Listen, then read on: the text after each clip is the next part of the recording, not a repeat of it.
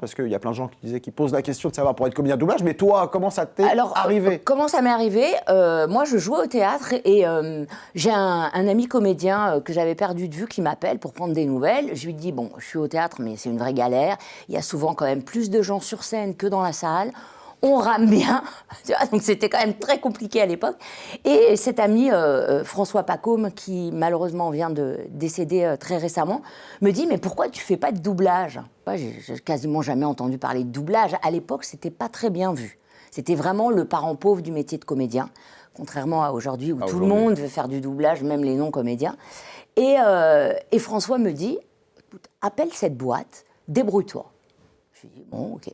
Et je me suis débrouillée. Et je suis tombée sur une femme très, très sympathique qui m'a dit écoutez, vous allez m'appeler tous les lundis matins à 9 h et je vous dirai sur quel plateau de doublage vous pouvez assister pendant la semaine.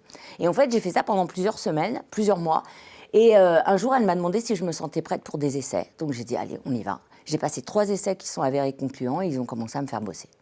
Et donc en fait, c'est un besoin de travailler, en fait, tout simplement. Au départ, c'est voilà, un métier, voilà, mais complètement. Et donc, j'ai trouvé que le doublage, c'était extrêmement ludique et intéressant aussi parce que tu pouvais avoir accès à des rôles, à des personnages qu'on ne te confierait ni au théâtre, ni en tournage, parce que tu es rattrapé par ton âge, ton physique, voilà, par plein de choses. Et là, je trouvais qu'il y avait une liberté et travailler dans l'ombre et donner vie en français à ces comédiennes, voilà, j'ai trouvé ça super intéressant.